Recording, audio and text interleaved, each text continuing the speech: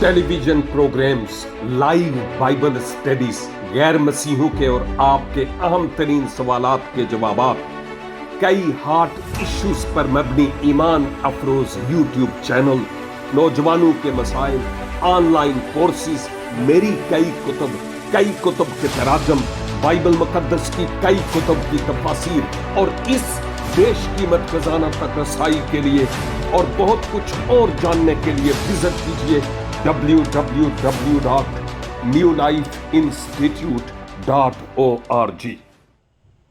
एक दिन पहला भी मैं एक गल आखी है कि कदी कदी जिंदगी च इंज लगता है कि खोरे रब ने मैनू छड़ दिता, लेकिन ओदे कलाम विच ओहो ही एक गल कहंदा है कि गल सुन,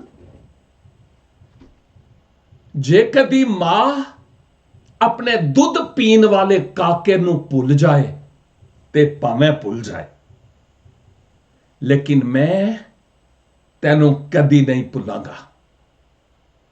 ते वेख, मैं ते तेरा नां ते दूर दी गल है, तेरी सूरत, तेरी फोटो अपने हाथ दी हथेली ते बनाई हुई है,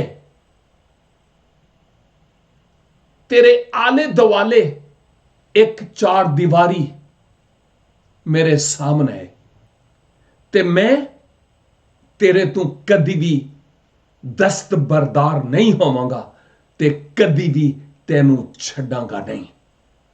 ओ भलियो लोको, आओ ओदे ते भरोसा करिए, अपने बेगाने सारे छड़ देन, लेकिन ओ कदी नहीं छड़दा।